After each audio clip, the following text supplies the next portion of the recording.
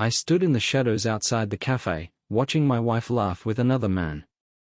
30 years of marriage, all reduced to this one moment.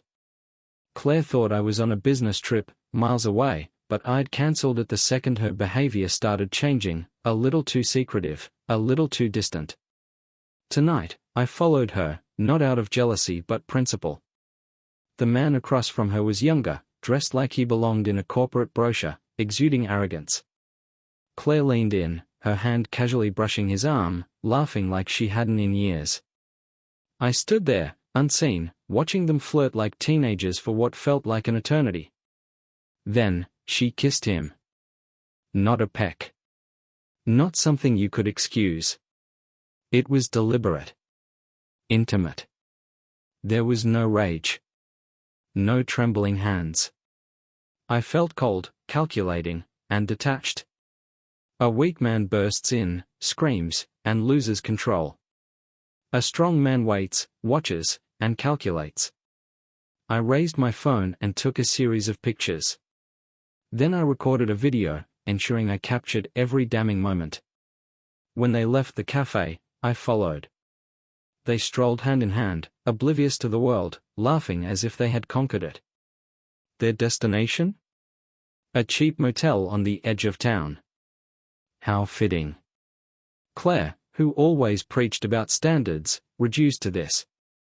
I watched them disappear into a room and stayed long enough to confirm they weren't coming out anytime soon. Then, I drove home. There was no rage boiling inside me. Only a grim sense of purpose. Tonight, I had seen everything I needed. As later, Claire came home, walking in with the same casual arrogance as if nothing had happened. I was waiting in the kitchen, sitting in the dark, the glow of my phone illuminating the photos and videos. "You're up late," she said, her voice a little too light. "Couldn't sleep," I replied coldly. "We need to talk." She froze, her eyes flicking to the phone on the table. "What's wrong?" "Sit down," I said, and my tone left no room for argument. She hesitated, then sat across from me. I slid the phone toward her. The first photo lit up the screen, her kiss. Her face turned pale, her mouth opening as if to speak, but nothing came out. "What is this, Claire?" I asked, my voice sharp and unforgiving. "It's not what it looks like," she stammered, panic creeping into her voice. "Don't lie to me," I snapped, my tone cutting through the room. 30 years of marriage, and this is what you do? Explain yourself." Her lip trembled, tears welling up in her eyes. "It was a mistake," she whispered. "Mistakes happen once," I said, standing up, towering over her. "This was a choice." Over and over again. Her tears began to fall. She reached for my hand, but I pulled back before she could touch me. "What do you want me to do?" she asked, her voice shaking. I looked down at her, my resolve like iron. "Pack your things. You leaving tonight." Claire sat frozen, staring at the photos glowing on the screen. The seconds dragged like hours, the weight of her betrayal pressing down on the room. I didn't move. I let the silence stretch until her tears started to fall. Not out of guilt, Claire wasn't crying because she regretted her choices. She was crying because she'd been caught. I didn't mean for it to happen," she finally stammered, her voice trembling. I leaned forward, my eyes fixed on hers. "You didn't mean for what to happen? The lies?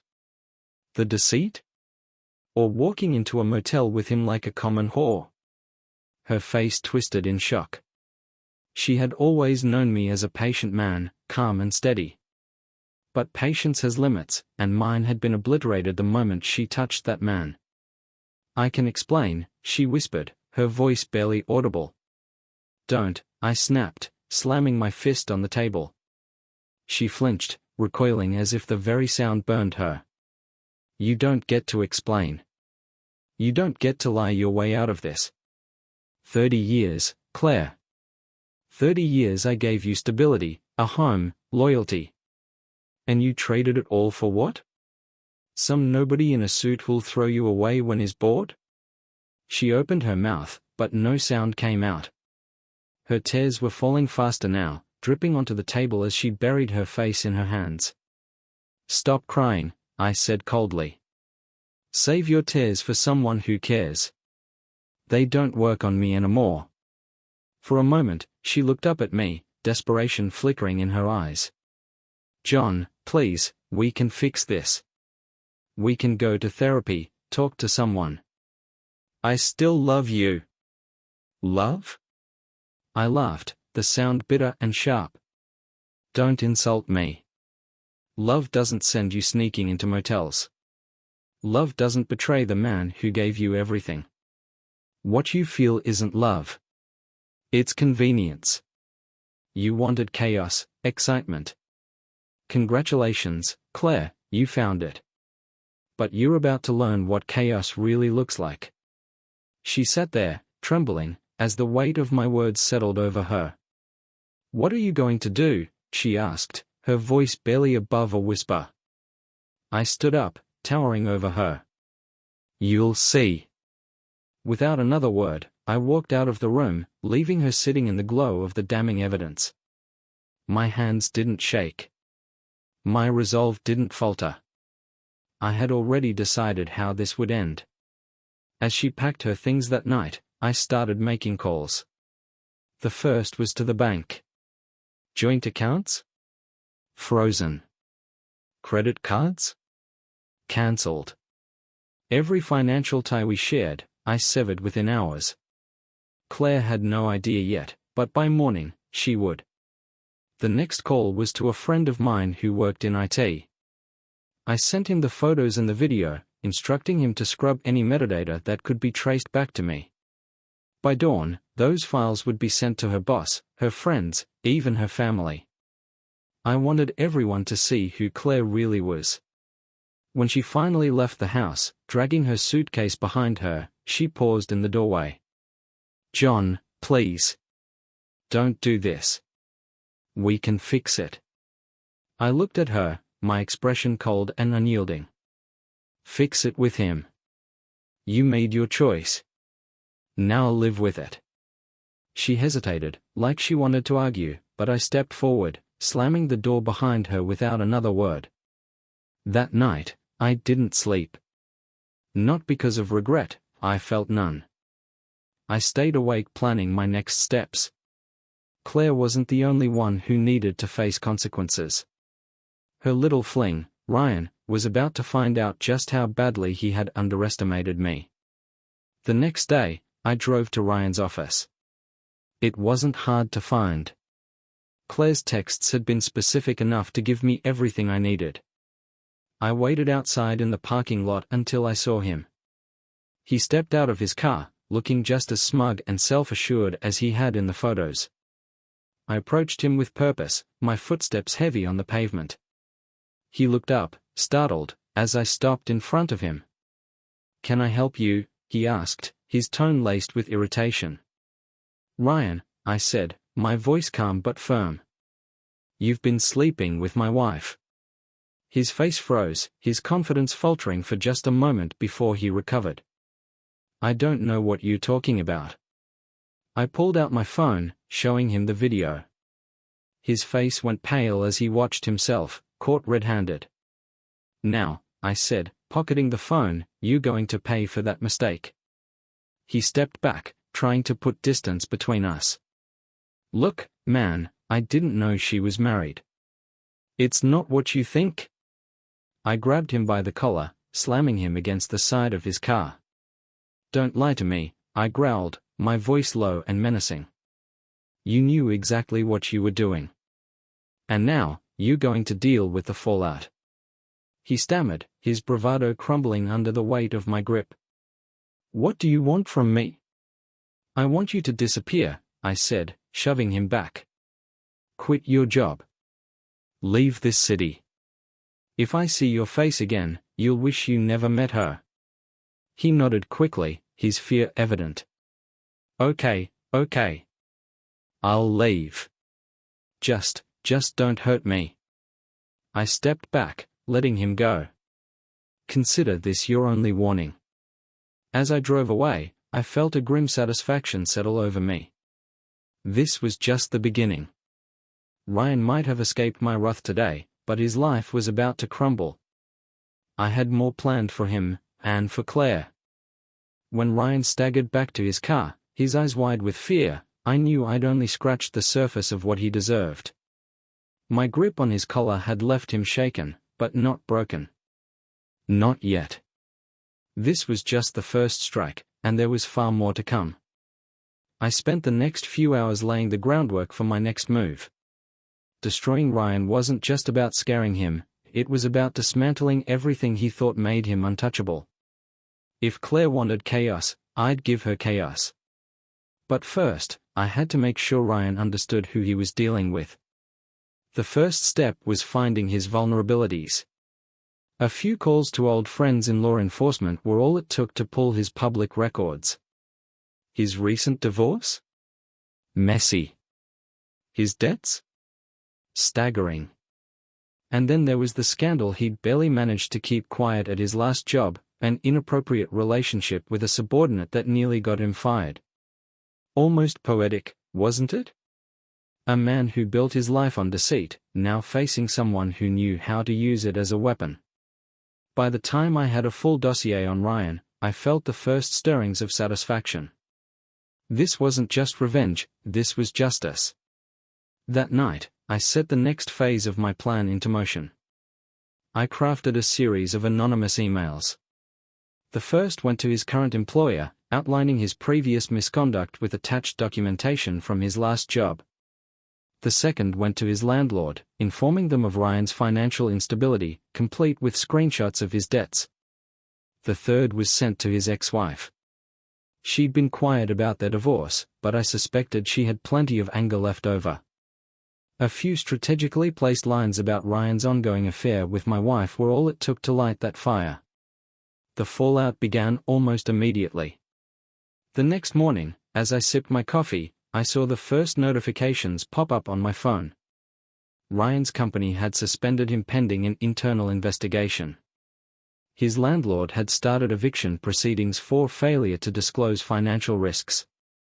By the afternoon, his ex-wife had gone public on social media, airing every dirty secret she knew about him, tagging him in each post for good measure. Claire, of course, was blissfully unaware of any of this. She was staying with a friend, one of the few who hadn't yet seen the evidence of her infidelity. I'd been careful about the timing. The revelations about her would come later. For now, she was still reeling from the financial cutoff and the humiliation of being thrown out. That was enough to keep her occupied. But it wasn't enough for me. By the second day, Ryan's life was in free fall. His landlord had changed the locks on his apartment, leaving him with nothing but the suitcases he'd managed to grab before being forced out. His company had issued a statement distancing themselves from him, and his ex-wife's posts had been picked up by several local gossip blogs. He was a man with nowhere to hide, and I wasn't done yet. I decided it was time to confront Claire again. Not because I wanted closure, closure is for weak men.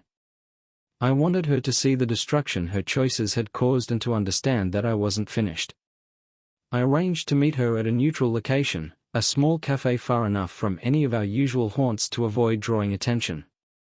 When she arrived, she looked tired, her usual composure fraying at the edges. She sat across from me, her hands clasped tightly in her lap. "Why did you want to meet?" she asked cautiously. I slid a folder across the table. Inside were copies of everything I'd sent out, the emails, the documentation, the screenshots. She flipped through it, her face growing paler with each page. "What is this?" she whispered, her voice trembling. "This," I said evenly, "is what happens when you betray me. When you destroy 30 years of trust, this is the result." Her eyes filled with tears, but I cut her off before she could speak. "Don't cry. Don't beg. You wanted to play games, Claire? Fine. But you should have known I don't lose. You didn't have to do this," she said, her voice cracking. I made a mistake, But this? This is cruel. I leaned forward, my voice low and unyielding. Cruel? You haven't seen cruel yet. This is just the beginning. Her tears fell freely now, but I felt nothing. No pity, no regret. She had brought this on herself, and I was only getting started. Before leaving, I made sure to drop one final bombshell. Oh, and Claire? Your friend Jenna? You might want to check her messages. I sent her everything. She knows who you are now. The look on her face was worth every ounce of effort I'd put into my plan. As I walked out of the cafe, I felt the cold satisfaction settle in again. Claire's world was crumbling, and Ryan's wasn't far behind. But this was far from over. There was still more to do. By the third day, Ryan's life was in ruins, but I wasn't finished. A man like him, smug, arrogant, needed more than just a public takedown. He needed to feel what it was like to lose everything, piece by piece, until he stood with nothing but regret. And Claire? She needed to understand that betrayal doesn't come with a safety net. I started the day early, parked outside the motel Ryan had been staying in since he was evicted. It wasn't much: faded curtains, a flickering neon sign advertising free cable. A fitting place for a man whose life had hit rock bottom. I watched him stumble out around 9 a.m., his suit wrinkled, his hair unkempt. He was clutching a takeout coffee like it was the only thing keeping him upright. As he crossed the lot to his car, I stepped out of mine. His eyes darted toward me, recognition flickering across his face. He froze, his hand hovering over his car door. Going somewhere, Ryan? I asked, my voice calm but cold. What do you want now? He snapped, though the tremor in his voice betrayed his fear. I took my time walking toward him, savoring the way his confidence crumbled with every step I took. I told you to leave town, I said. But you're still here. So, either you didn't believe me, or you're even dumber than I thought. He straightened up, trying to regain some composure. Look, man, I'm dealing with enough right now. I don't need you breathing down my neck. I stopped just inches from him, lowering my voice to a dangerous whisper. You don't need me breathing down your neck? Funny, because I didn't need you crawling into my life, wrecking my marriage, and acting like you'd walk away without consequences. He swallowed hard, his bravado dissolving. I'm done, okay? I'm done with her. Just leave me alone. Not yet, I said, leaning closer. Not until I'm sure you understand exactly what happens to men like you. You're not just done with her, Ryan. You're done, period. I stepped back, letting him fumble with his car keys. He got in, slammed the door, and sped off, but I wasn't worried. I knew exactly where he was going. That afternoon, I paid a visit to Claire's workplace. She wasn't expecting me, she'd been trying to lay low ever since our meeting at the cafe. I'd given her a few days to stew in her misery, but it was time to turn up the heat. I walked into the office lobby, nodding politely to the receptionist. I'm here to see Claire, I said. The receptionist hesitated, clearly uncomfortable. She's not in right now. Is that so? I said, pulling out my phone. Well, I'm sure her co-workers will want to see this. With a few taps, I opened the folder containing the photos and videos of Claire's affair. The receptionist's eyes widened, and she quickly got up, disappearing into the back. Moments later, Claire appeared, her face pale and drawn. She looked around the lobby, her eyes darting between me and the few co-workers lingering nearby. John, what are you doing here? She hissed. I didn't answer. Instead, I raised my voice just enough to catch everyone's attention. Do your colleagues know, Claire? About your extracurricular activities? Should we show them? Her face turned crimson, her hands clenching into fists. Stop it, she said through gritted teeth. Why? I asked, my tone mocking. You weren't worried about stopping when you were sneaking into motels, were you? A few co-workers began whispering, their eyes darting toward Claire. She turned to them, forcing a brittle smile. It's a private matter. Please, everyone, go back to work. I leaned in close, lowering my voice so only she could hear. This is your life now, Claire. Secrets don't stay hidden forever. You wanted excitement? Congratulations, you've got it. She glared at me, but there was no fire behind her eyes anymore. Only fear. You've made your point, she said quietly. Oh, I haven't even started, I replied, stepping back. Enjoy the rest of your day, Claire. You're going to need the paycheck. That evening, I sent an anonymous message to the gossip blog that had picked up Ryan's ex-wife's posts. Attached were the photos and videos of Claire's affair, along with enough context to make the story explode. By morning, her name would be plastered all over social media, her carefully curated image shattered beyond repair. I also sent a package to Ryan's motel, containing printed copies of the same evidence. On top was a note, "This is what you did. Own it." It didn't matter if Ryan saw it as a warning or a final blow. Either way, it served its purpose. The next day, Claire called me. I let it ring 3 times before answering. What do you want? I asked, my tone devoid of emotion. John, please, she said, her voice cracking. Can we just talk? Just you and me? We talked, I said. You didn't listen. There's nothing left to say. Please, she begged. I'm losing everything. My job, my friends. I need your help. I laughed, the sound bitter and hollow. You need my help? Where was your help when you were climbing into that motel room? You made your choices, Claire. Now you get to live with them. She sobbed into the phone, but I ended the call without another word. Her suffering wasn't my concern anymore.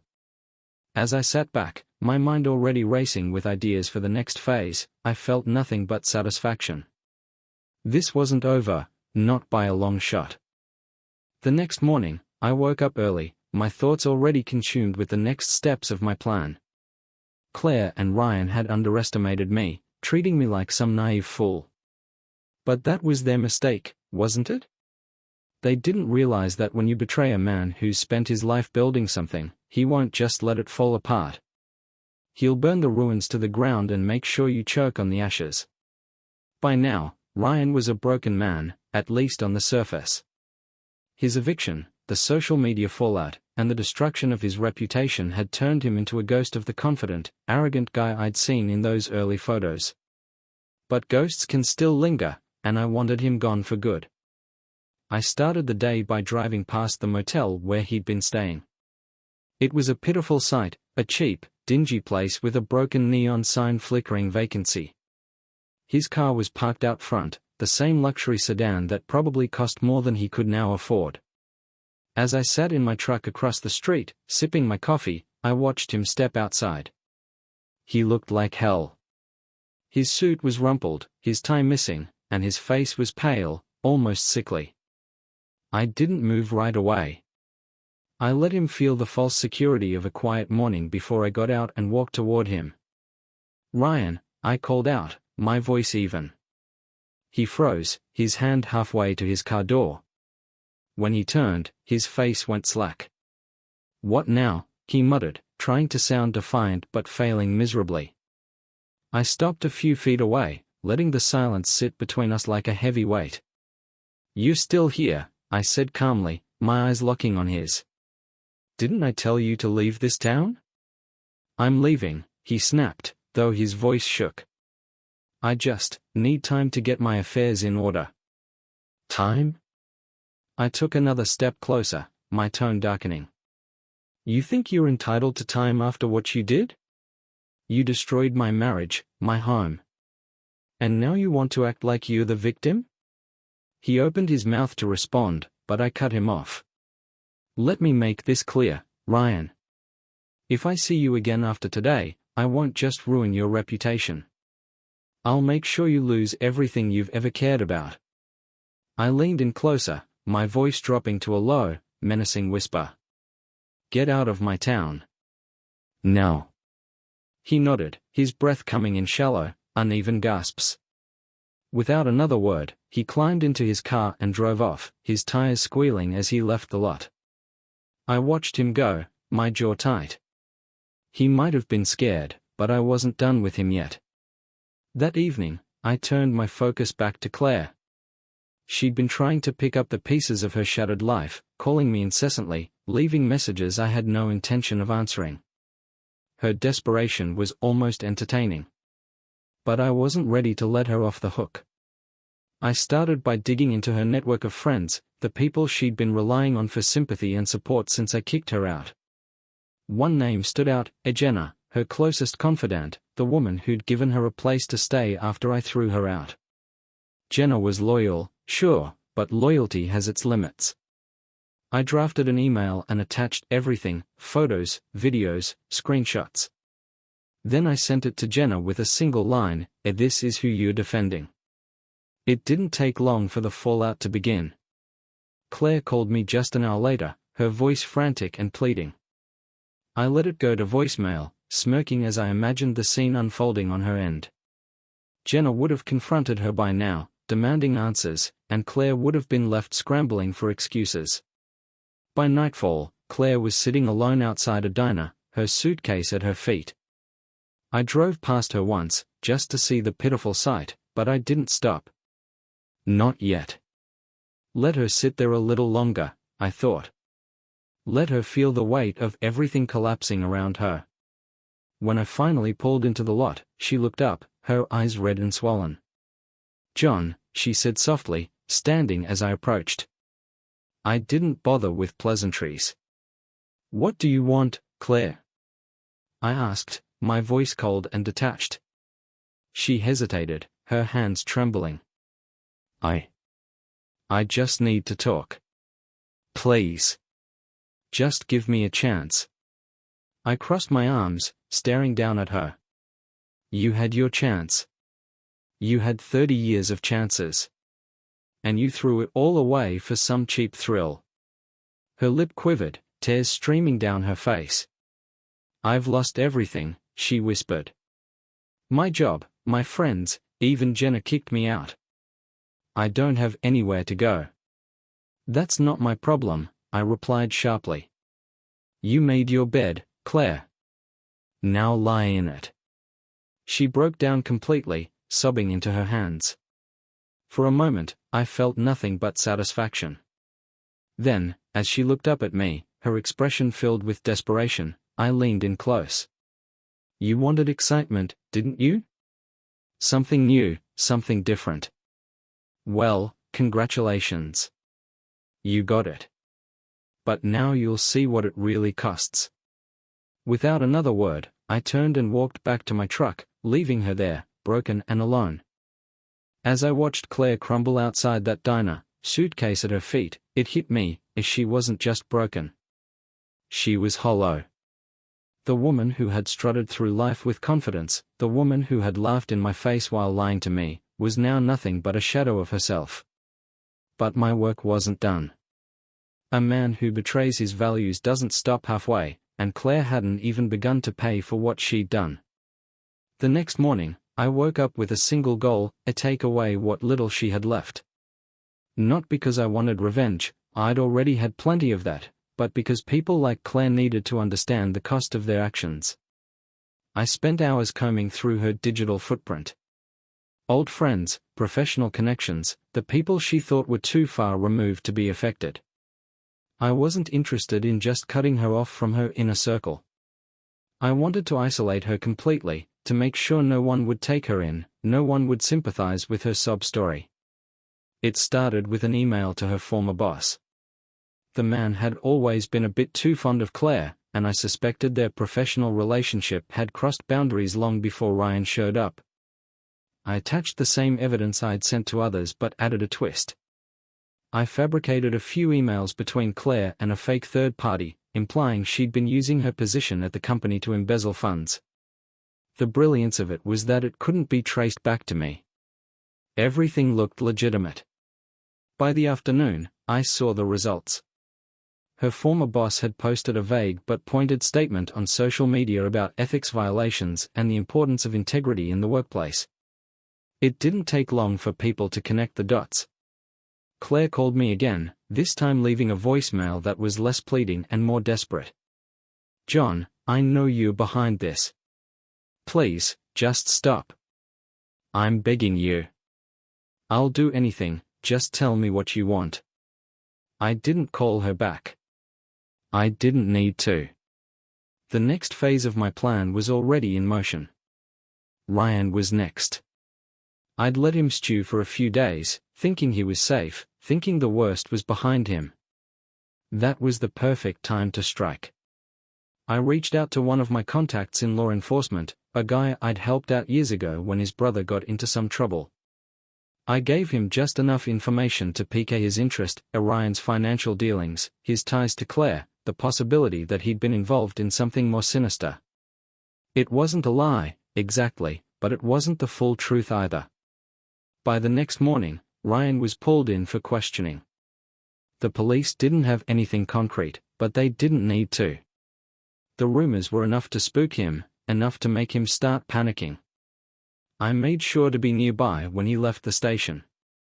He looked worse than ever, his face pale, his hands shaking as he lit a cigarette. I approached him slowly, my footsteps deliberate. "Rough day, Ryan?" I asked, my voice calm. He jumped, the cigarette falling from his fingers. "What the hell do you want?" "I told you," I said, leaning in close. "You don't get to walk away from this. You think you can pick up the pieces and start over somewhere else? Think again. Every step you take, every move you make, I'll be there. You're not rebuilding anything. You're done." He tried to stammer out a response, but I didn't give him the chance. I turned and walked away, leaving him standing there in the cold, his life unraveling one thread at a time. By the end of the week, Claire's story had gone viral. The gossip blogs had picked it up, and social media was ablaze with speculation. The photos, the videos, the rumors, they painted a picture of a woman who had burned every bridge in her life. Her family disowned her. Old friends blocked her. Even the people she thought would stick by her were turning their backs. And yet, she still tried to reach me. That Friday night, she showed up at my house. She was standing on the porch, soaking wet from the rain, clutching a small bag. I opened the door, but I didn't invite her in. "John," she said, her voice trembling. "Please. I have nowhere else to go. Just, let me come inside. We can talk." I stared at her, letting the silence stretch until she started to cry. "You want to talk?" I said finally, my voice cold. "About what? How you destroyed 30 years of marriage for some idiot who's now just as miserable as you?" She shook her head, her tears mixing with the rain. "I made a mistake," she whispered. "I know that now. I'll do anything to make it right." I laughed, the sound harsh and bitter. "Make it right? Claire, you don't get to make it right. You don't get to erase what you did. You made your choices, and now you're living with them. Please," she begged, stepping closer. "I just need a place to stay. Just for tonight." I leaned forward, my voice dropping to a whisper. "You don't belong here anymore. Go back to the mess you made. And don't come back." Then I closed the door in her face. Claire stood outside my door, rain pouring down in sheets around her. She pounded on the wood with her fists, calling my name, her voice breaking. But I didn't move. I just stood in the hallway, listening to her cries until they turned to weak, muffled sobs. I waited. Patience is everything in moments like these. Eventually, she stopped. Through the window, I saw her silhouette fading into the rain as she walked down the driveway. Watching her leave should have felt like closure, but it didn't. There was still too much left to do. The next morning, I got up early, the house silent except for the sound of my footsteps. I brewed coffee and sat down at the kitchen table, scrolling through the chaos I'd set in motion. Claire's name was plastered across gossip blogs, each headline worse than the last. Wife's betrayal goes viral. 30-year marriage ends in scandal. Her reputation was in tatters, but this wasn't about public shame. It was about making sure she understood, deep down, where it hurt the most, that every piece of this was her fault. Ryan's name was mixed in with hers, of course.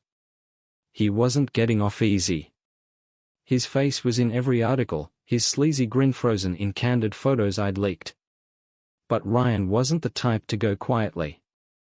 He was scrambling to pick up the pieces, trying to figure out what had gone so wrong so fast. That afternoon, I decided to remind him just how powerless he was. I drove to the motel he'd been staying at since his eviction. It was a miserable place, cracked pavement in the parking lot, a flickering neon sign promising free cable and little else. His car was parked out front, looking just as beat up as he did the last time I'd seen him. I parked a few spaces away and waited. Eventually, he came out. He looked like hell, his suit wrinkled, his tie missing, his hair sticking up like he hadn't bothered to shower. He was holding a takeout coffee in one hand, his phone in the other, scrolling like a man looking for a way out. I got out of my car and started walking toward him. He spotted me when I was about halfway across the lot. His whole body stiffened, like a deer caught in headlights. "What do you want?" he called out, his voice shaky. I didn't answer right away. I let the silence settle, let him stew in his own nerves as I closed the distance between us. "You still here?" I said finally, stopping a few feet away. He frowned, looking confused. "Yeah, so? I've got nowhere else to go. You've already ruined everything, what more do you want?" I tilted my head, studying him like an insect under a magnifying glass. "I told you to leave town." "I'm working on it," he snapped, though the tremor in his voice betrayed him. "I just need time." "Time," I repeated, my voice cold. "You think you deserve time after what you did? After you walked into my life and tore it apart like it meant nothing?" He looked away, his jaw tightening. "I didn't know she was married," he muttered. "Don't lie to me," I said sharply. "You knew. You just didn't care. And now you want to play the victim? That's not how this works, Ryan." He opened his mouth to respond, but I stepped closer, cutting him off. "I don't want your excuses," I said, my voice low. "What I want is for you to disappear. Pack up whatever you've got left, get in your car, and drive until you run out of gas. Because if I see you again, if I even hear your name, I'll make sure you regret it." He swallowed hard, his hands trembling. "You're insane," he whispered. "No," I said, a bitter smile tugging at the corner of my mouth. "I'm focused. There's a difference." I turned and walked away, leaving him standing there, his coffee forgotten in his hand. That night, I shifted my attention back to Claire. Her voicemails had been piling up all day, each one more desperate than the last. I didn't bother listening to them, I already knew what she'd say.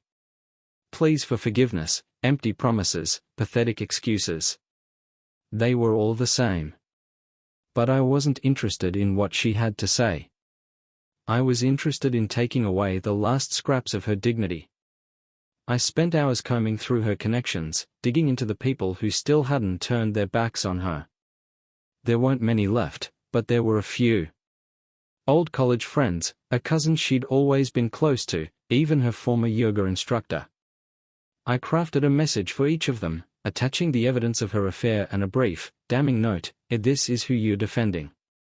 By the next morning, the fallout had begun. Claire's cousin unfollowed her on social media, posting a cryptic status about betrayal and lies. Her yoga instructor cancelled her membership, citing a conflict of values.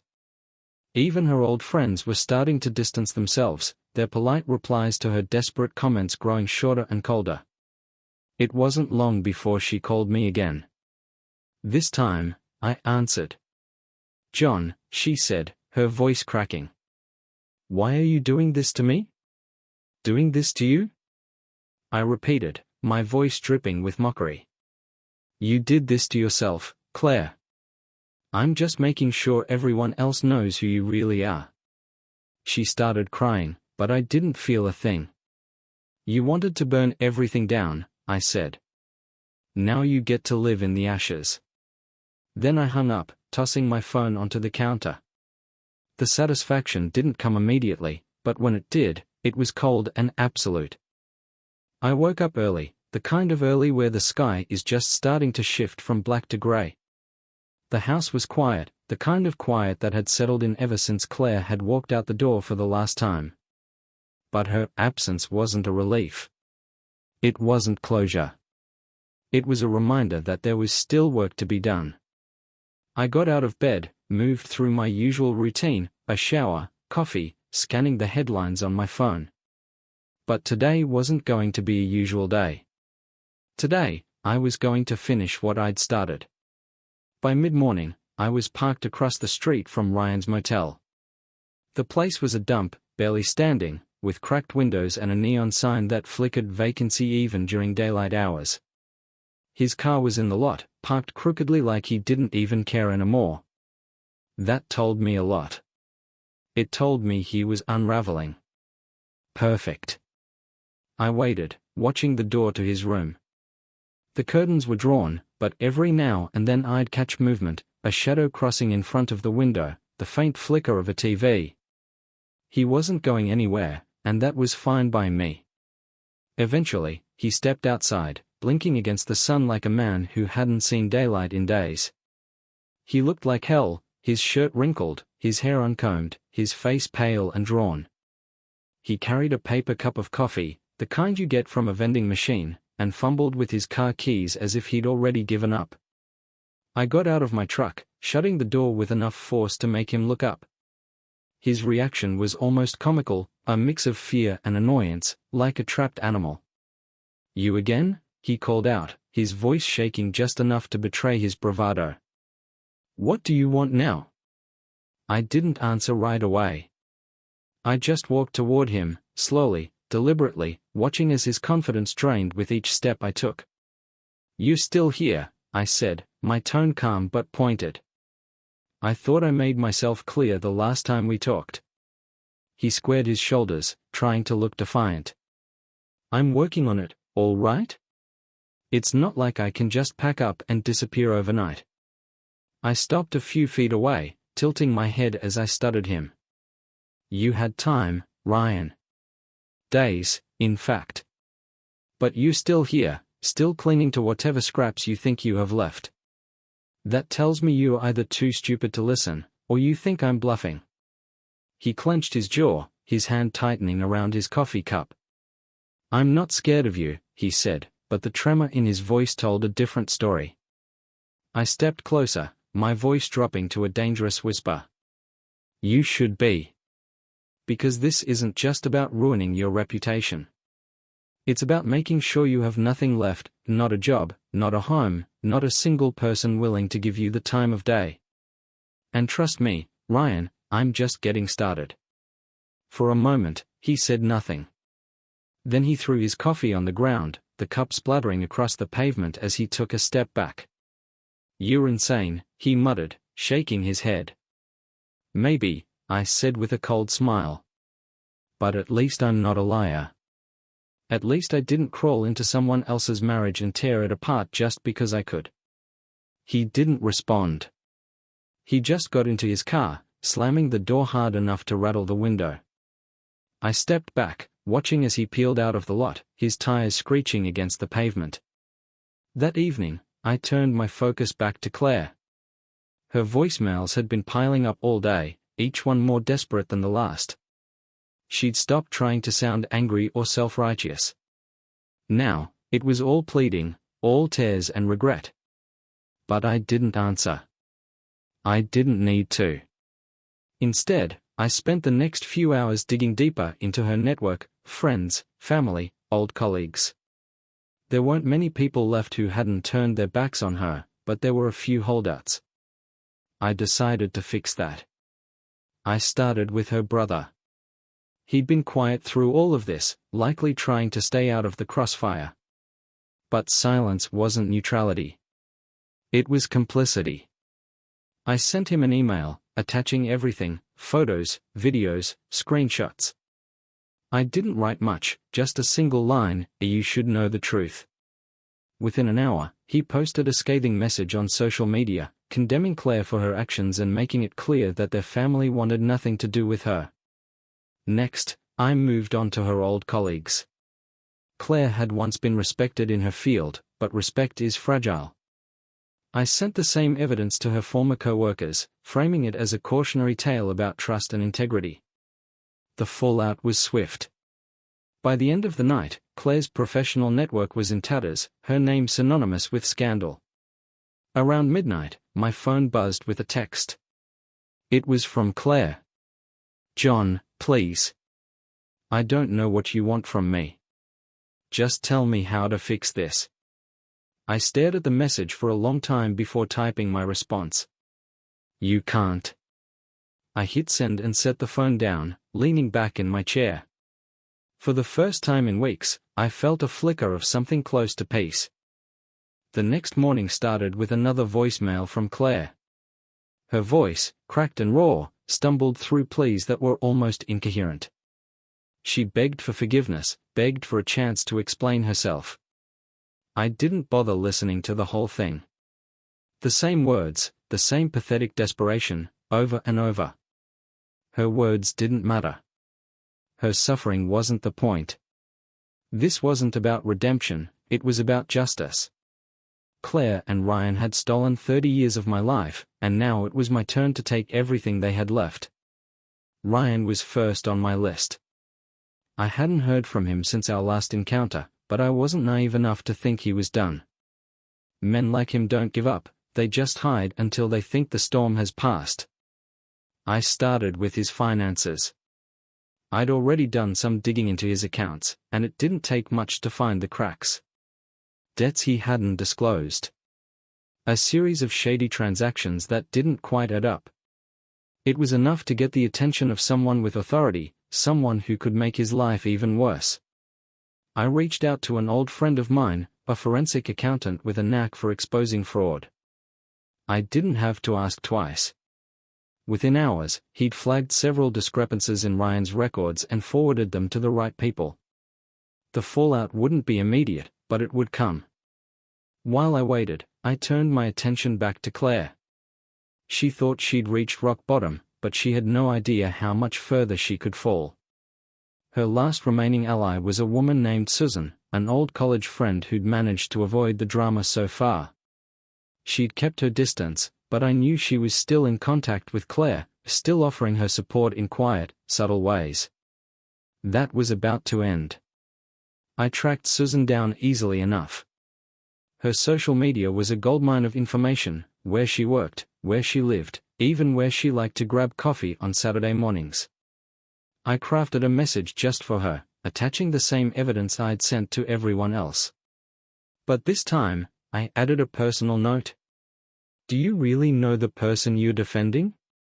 Do you want to be associated with someone who destroys families for fun? Think about that. It didn't take long for Susan to respond.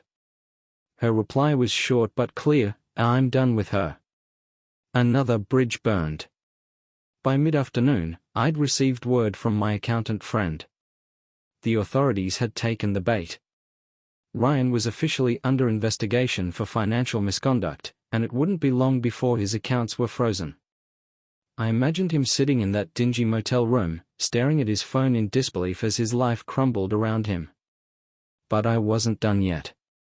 I sent another email, this time to his landlord. I painted a picture of Ryan as a man on the run, someone who couldn't be trusted to pay his bills.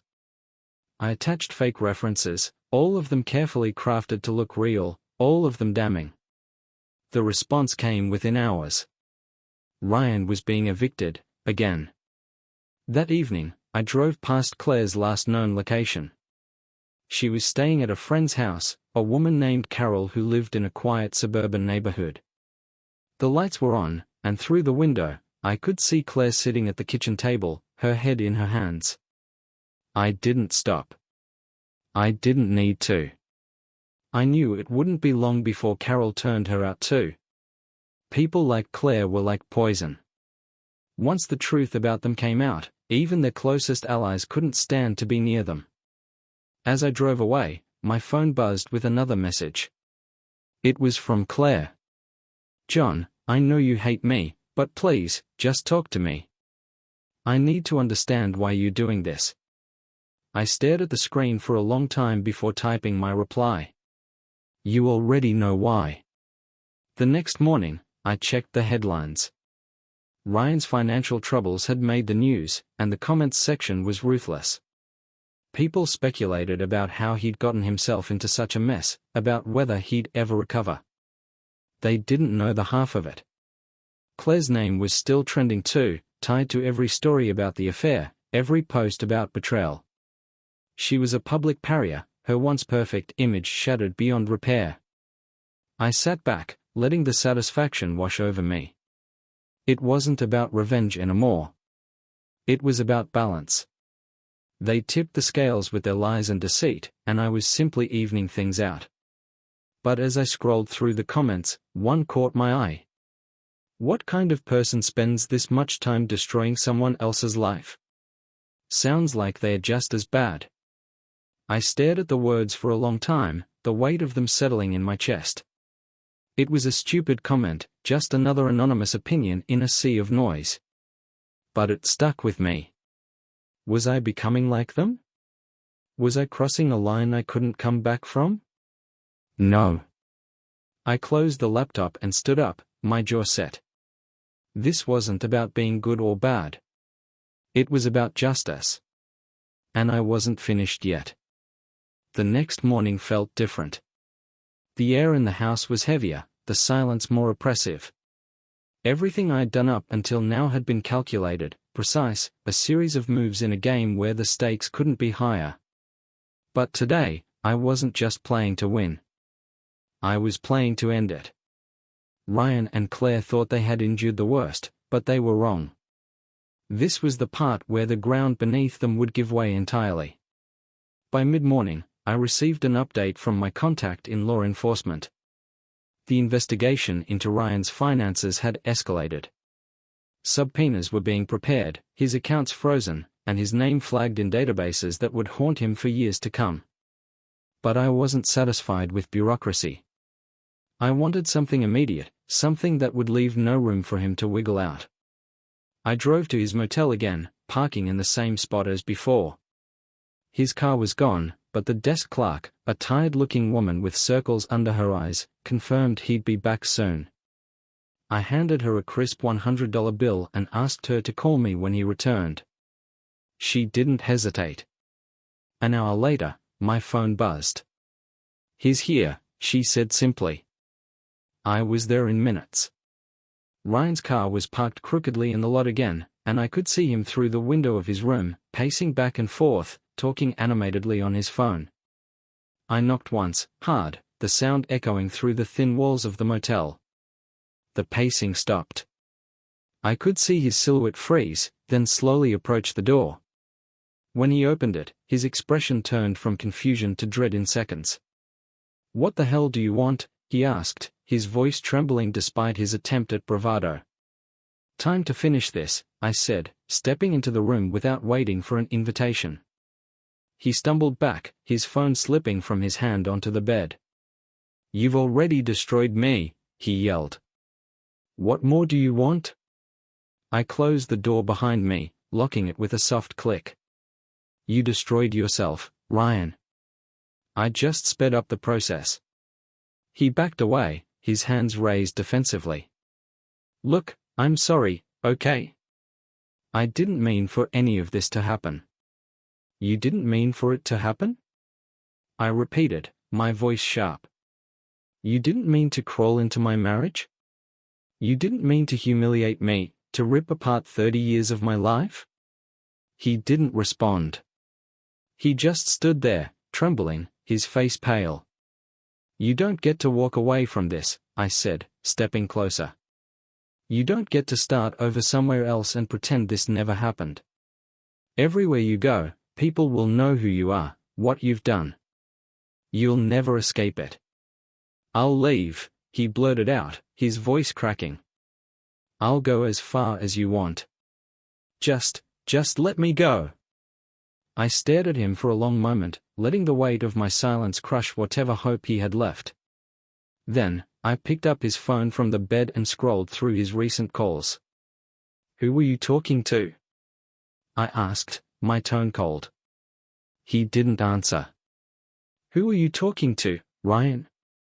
I repeated, louder this time. My lawyer," he stammered. I was trying to figure out what to do. How to fix this. I threw the phone onto the bed, the force making him flinch. "There's no fixing this. Not for you. Not for her. You done." Without another word, I turned and walked out, leaving the door open behind me. As I got into my truck, I saw him sink onto the bed, his head in his hands. That evening, I turned my attention back to Claire. She'd been trying to stay under the radar, avoiding public places, avoiding people. But she couldn't hide forever.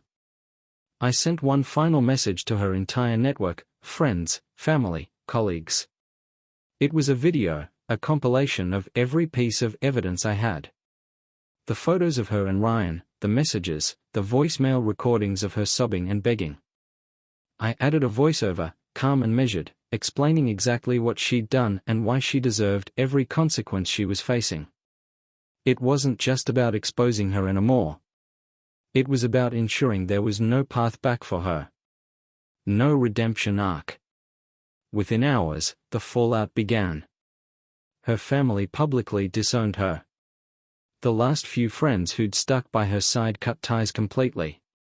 Even her former colleagues, who had tried to stay neutral, issued statements distancing themselves from her. Claire called me that night. "Why are you doing this to me?" she cried, her voice hoarse and desperate. "I've lost everything, John." "Everything?" "No," I said calmly. "Not everything. Not yet." "What more do you want from me?" she screamed. "I want you to feel what it's like to be nothing," I replied, my tone icy. "To have no one, nowhere, nothing left. And when you finally do, when you're sitting in the rubble of the life you destroyed, I want you to remember that you did this to yourself." She started sobbing, but I ended the call before she could say another word. As I sat in the darkened living room that night, the weight of everything I'd done settled over me. I didn't regret it. Not a single thing. Claire and Ryan had made their choices, and now they were living with the consequences. But for the first time in weeks, I felt a flicker of something unexpected, peace. Not satisfaction, not triumph. Just peace. It wasn't over yet. Not entirely. But it was close.